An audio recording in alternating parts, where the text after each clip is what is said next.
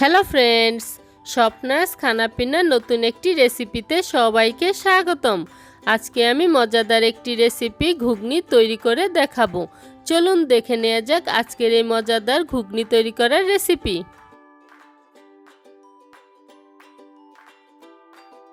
ঘুগনি তৈরি করার জন্য এখানে আমি 2 কাপ মটর নিয়েছি, আর এই মটরগুলোকে সারা রাত জলে ভিজিয়ে ভালো করে ধুয়ে নিয়েছি।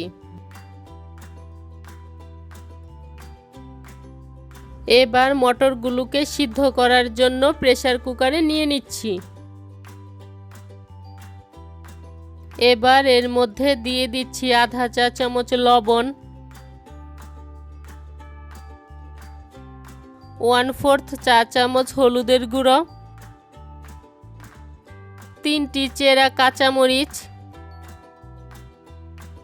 ও 3 কাপ জল দিয়ে মটরগুলোকে আমি ঢাকনা দিয়ে সিদ্ধ করে নিচ্ছি। প্রেসার কুকারে 3 থেকে 4টি সিটি দেওয়ার পরই এটাকে আমি নামিয়ে নিব।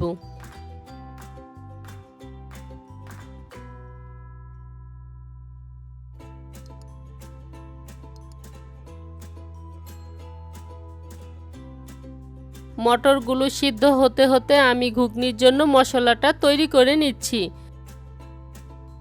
তার জন্য প্যানে দিয়ে দিচ্ছি 3টি শুকনো মরিচ, 2টি এলাচ, 2 টুকরো দারুচিনি, টুকরো করে নেওয়া 2টি তেজপাতা, 1 চা চামচ আস্ত ধনে ও 1 চা চামচ আস্ত জিরে দিয়ে মশলাগুলোকে আমি অল্প আঁচে টেলে নিচ্ছি।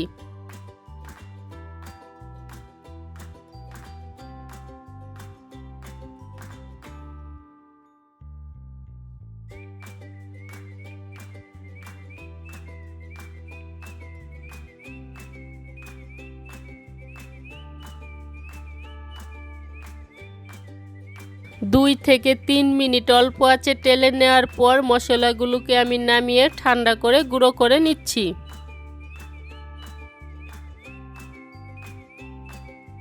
প্রেসার কুকারে 4টি সিটি দেওয়ার পর প্রেসার কুকারটাকে আমি নামিয়ে রেখেছিলাম, আর এই 4টি সিটিতেই মটরগুলো একদম ভালো মতো সিদ্ধ হয়ে গিয়েছে।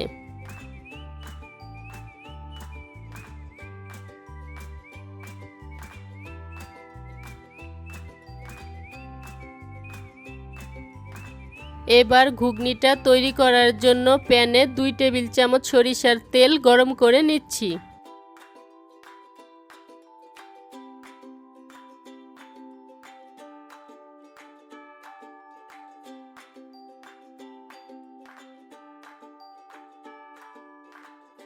তেলটা গরম হয়ে গিয়েছে। এখানে আমি আধা কাপ আলু আগে থেকেই কেটে রেখেছিলাম। এবার এই আলুগুলোকে তেলের মধ্যে ভেজে নিচ্ছি।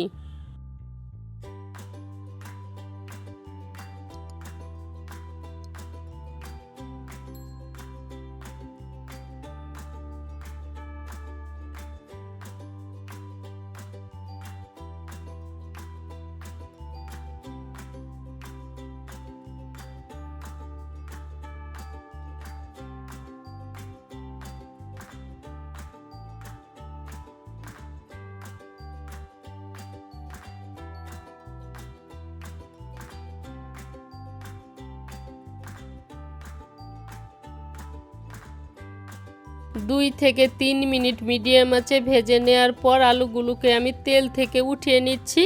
ঘুগনির জন্য এই আলুগুলোকে আমি খুব একটা লালচে করে ভাজবো না।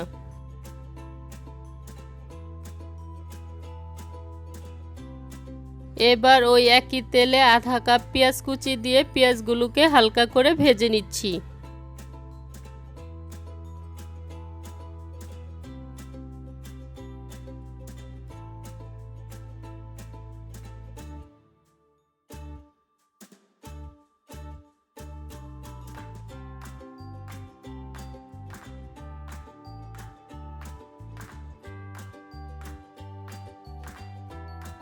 পেঁয়াজগুলোকে 2 থেকে 3 মিনিট ভেজে নেওয়ার পর এবার এর মধ্যে দিয়ে দিচ্ছি 1 চা চামচ কাঁচামরিচ বাটা,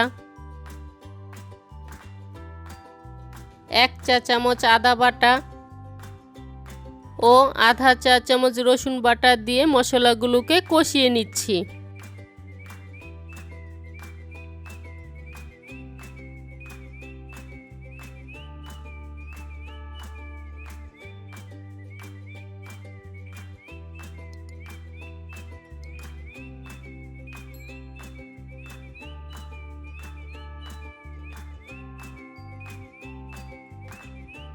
মশলা থেকে কাঁচা গন্ধটা চলে যাওয়ার পর এবার এর মধ্যে আধা কাপ টমেটো কুচি দিয়ে টমেটো কুচিগুলোকেও মশলার সাথে ভালো করে কষিয়ে নিচ্ছি।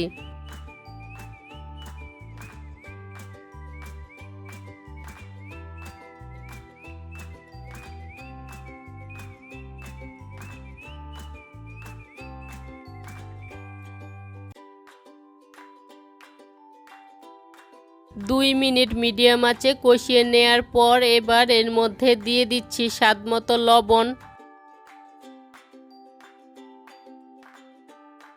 আধা চা চামচ জিরে গুঁড়ো,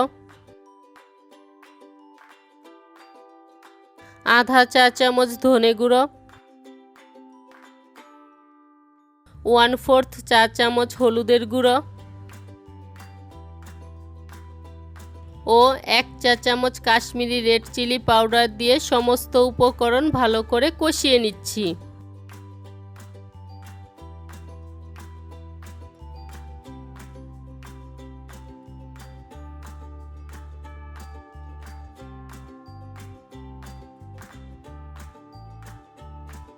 দুই থেকে 3 মিনিট মশলাটাকে কষিয়ে নেওয়ার পর এবার মশলাটা যাতে পুড়ে না যায় তার জন্য আধা কাপ গরম জল ও ভেজে রাখা আলু দিয়ে আরও প্রায় 2 থেকে 3 মিনিট কষিয়ে নিচ্ছি।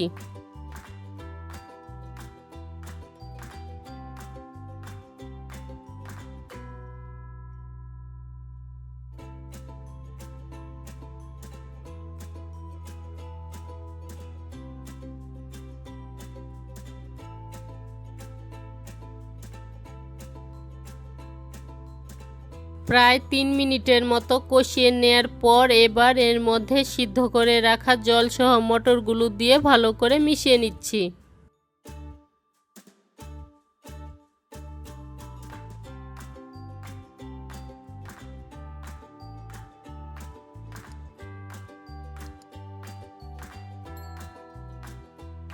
ভালো করে মিশিয়ে নেওয়ার পর এবার এটাকে আমি ঢাকনা দিয়ে 5 মিনিটের জন্য ঢেকে রাখবো।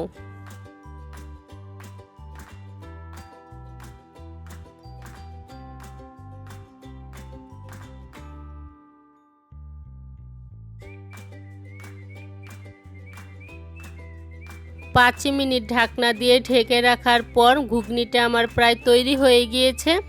এবার আমি আগে থেকে যে ভাজা মশলাটা গুঁড়ো করে রেখেছিলাম সেখান থেকে 3-4 চামচ মশলা দিয়ে দিচ্ছি।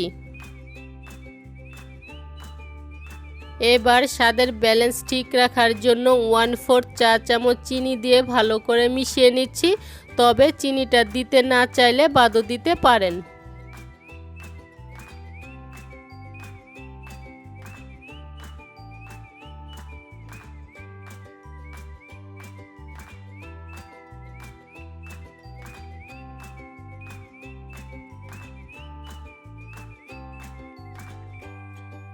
সবশেষে এর উপর 2 টেবিল চামচ ধনেপাতা কুচি ছড়িয়ে চুলা বন্ধ করে ঢাকনা দিয়ে 5 মিনিটের জন্য স্ট্যান্ডিং টাইমে রেখে নামিয়ে নিব।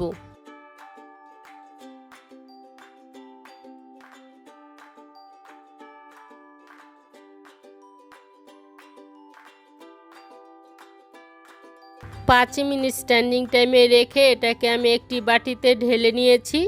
এবার এর উপর দিয়ে দিচ্ছি আধা চা চামচ ভাজা মশলা, সামান্য পরিমাণ পেঁয়াজ কুচি, সামান্য পরিমাণ ধনেপাতা কুচি, সামান্য পরিমাণ ঝুরি ভাজা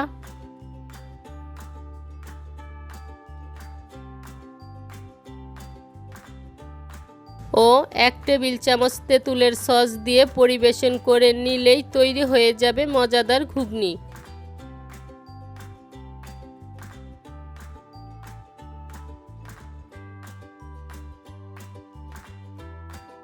আজকের এই ঘুগনির রেসিপিটি যদি ভালো লেগে থাকে তাহলে সাবস্ক্রাইব করে পাশে থাকা বেল আইকনে প্রেস করতে ভুলবেন না।